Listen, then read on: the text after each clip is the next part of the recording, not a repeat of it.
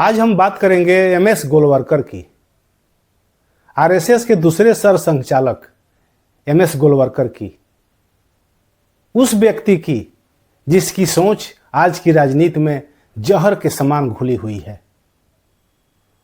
और हम यह भी देखेंगे कि कैसे आज की राजसत्ता गोलवलकर और सावरकर की उसी वैचारिक धारा को आगे बढ़ा रही है।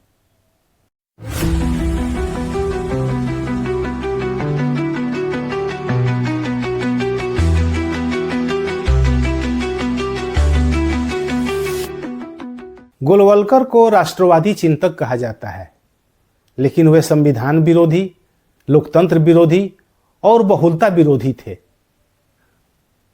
उनकी किताब वी और आवर नेशनहुड डिफाइंड साफ कहती है कि भारत हिंदुओं का देश है, बाकी लोग यहाँ मेहमान हैं। यह राष्ट्रवाद नहीं, बहुसंख्यक वर्चस्व की घोषणा है। खबर आई है अभी उत्तर प्रदेश के बरेली से 12 लोगों को अपने घर में नमाज अदा कर रहे थे, और उनको गिरफ्तार किया गया, डिटेन किया गया। क्यों? कि आपने अपने घर को रिलीजियस वर्शिप के लिए इस्तेमाल किया है। तो हैरान करने वाली बात है। संविधान में रिलीजियस फ्रीडम की बात है। इस बार के क्रिसमस में हमने देखा पूरे देश के हर कोने में अब क्रिसमस नहीं मना सकते। सेंटा क्लॉज का चेहरा अगर आपको दिख गया तो उससे आपको खतरा महसूस होता है, उसमें नफरत है। जो सेंटा क्लॉज बच्चों के लिए पूरे दुनिया भर में शांति के लिए, खुशी के लिए, प्यार के लिए लोग जानते हैं, और आप उसको नफरत उस पर आपको है। तो ये जो पूरे देश की स्थिति बनी हुई है, समझना कठिन नहीं है कि हम कहां जा रहे हैं। गोलवलकर के लेखन में मुसलमान और ईसाई कभी नागरिक नहीं होते।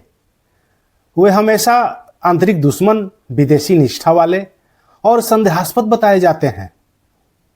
अब जरा आप सोचिए, जब आप किसी समुदाय को पीढ़ियों तक संदिग्ध कहेंगे तो फिर भीड़ मारेगी, घर जलेंगे और हत्यारे खुद को देशभक्त कहेंगे।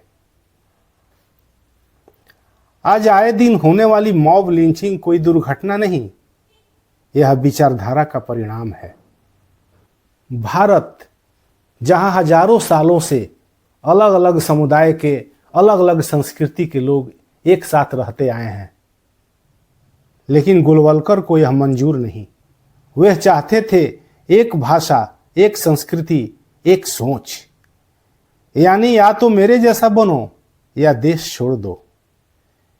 यह सोच दक्षिण को अलग करती है, पूर्वोत्तर को दूर धकेलती है, दलित आदिवासी पहचान मिटाती है। यह राष्ट्र निर्माण नहीं, सांस्कृतिक बुलडोजर है।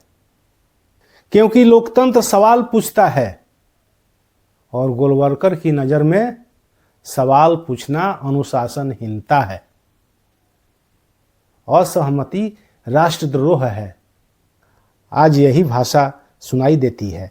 देश के खिलाफ बोल रहे हो, एंटी नेशनल। यह संयोग नहीं, यह वैचारिक विरासत है। जब सत्ता तय करे कि कौन देशभक्त है तो समझ लीजिए लोकतंत्र मर रहा है। आज सरकार यह नहीं कह रही है कि हम लोकतंत्र खत्म कर रहे हैं, वह इससे ज़्यादा चालाक है। नरेंद्र मोदी को यह पता है कि यदि खुले तौर पर यह बात कहेंगे तो सत्ता जाएगी। इसलिए वे करते क्या हैं? सीएए से धर्म को नागरिकता में घुसाना, एनआरसी से मुसलमानों को डराना, इतिहास से गांधी, नेहरू, अंबेडकर को हटाना, इतिहास का भगवाकरण करना, मीडिया से सवाल हटाना। यह गोलवलकर मॉडल है। पहले समाज बदलो, फिर संविधान अपने आप गिर जाएगा।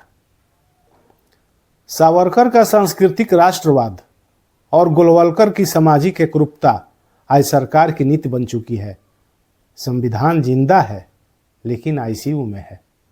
साफ शब्दों में समझ लीजिए, गोलवलकर का भारत संविधान का दुश्मन है। सावरकर का राष्ट्रवाद बहुलता का कातिल है और मोदी सरकार इन दोनों की वारिस है। हिंदू राष्ट्र का मतलब हिंदुओं की सुरक्षा नहीं, बल्कि मनुस्मृति के साये में सत्ता का अस्थायी कब्जा। आज मुसलमान निशाने पर हैं, कल दलित होंगे, परसों आदिवासी और आखिर में सवाल पूछने वाला हर नागरिक। आज अगर चुप रहे तो इतिहास हमें माफ नहीं करेगा। जय संविधान।